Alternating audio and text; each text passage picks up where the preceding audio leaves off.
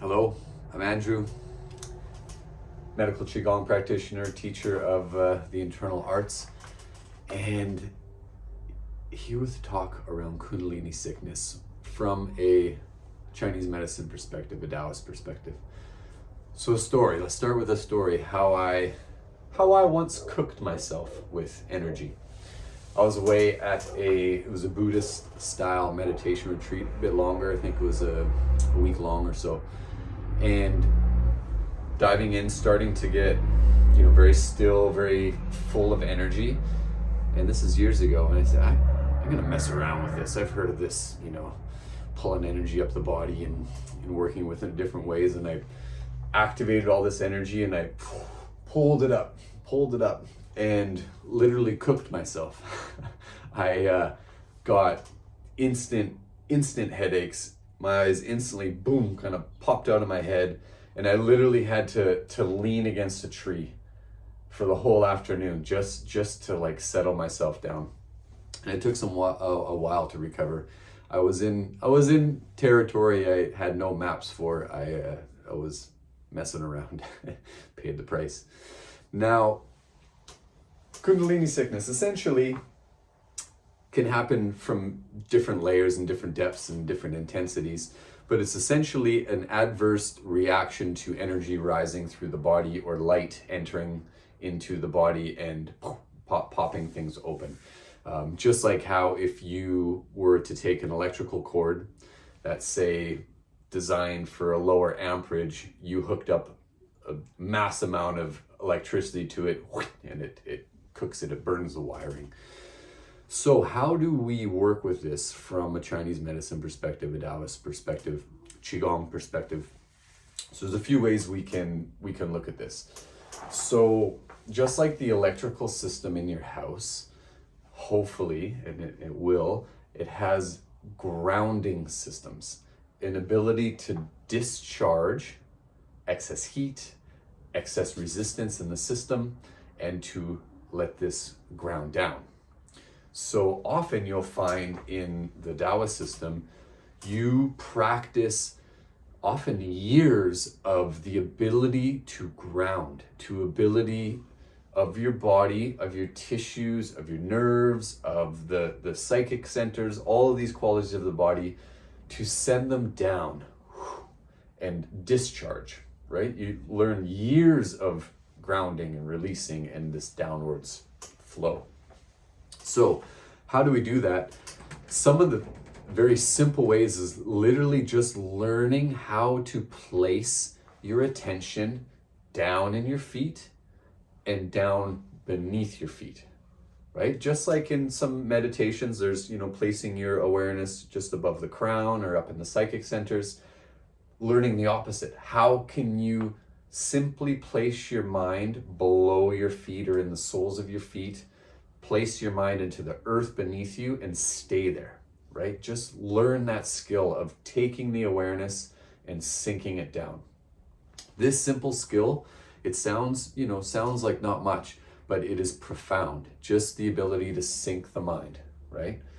The mind leads the energy leads the body. So when we can take the mind, saturate it downwards and sink it and settle it, all the other systems can follow it kind of like a train. So that's one aspect. Another aspect, and this would be with, practitioners who are, perhaps getting quite skillful and getting the techniques down of different energy work and different light work. What you'll find is the light and the energy will start to accumulate, right? It starts to build and build and build. Now, often with the work of energy or with the work of light, we're not necessarily experiencing the energy and the light. We're experiencing what's in resistance to the light or what's in contrast to the light. So an example, if you're working with energy and with light through the body, and all of a sudden the body starts shaking and buzzing and your breath starts altering, all that you're experiencing in the physical tissue is what's in resistance to that smooth flow of light. So the skill is not to contact more light in that moment, but how can we release into emptiness? How can we release what's in resistance to the light, right?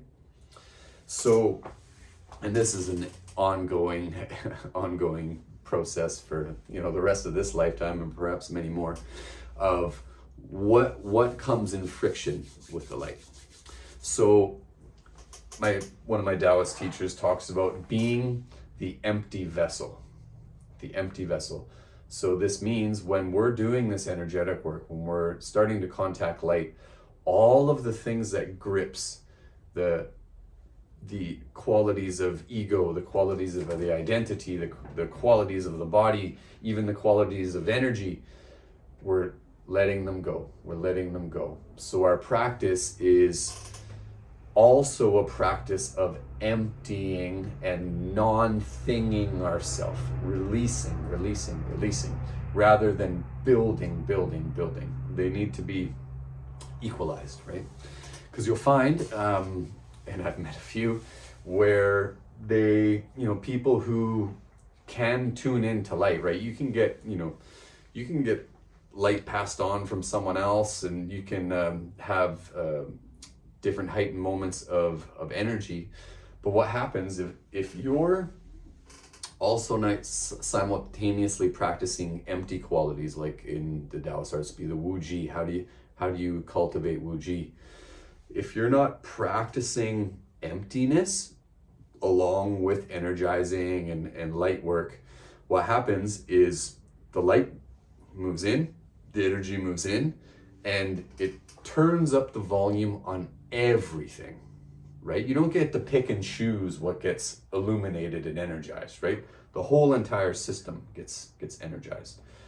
So meaning, if you have any weird fixations, weird habits, weird patterns of energy, weird patterns of mind, deviations, distortions, all these things, they're going to get amplified, right? So this is often where people, they can break, right? There can be psychotic things that happen, schizophrenic things that happen.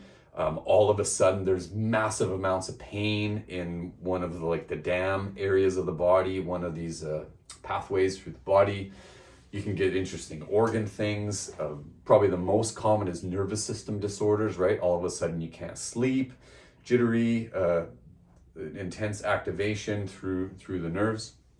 So when we're playing with energy and with light, everything gets turned up. The volume gets turned up on all of it, right? Unless we're simultaneously working empty, working this release and letting go of all things that come in contrast to it, right? And this is the big safety mechanism with energy work and with light work, is void, empty, right?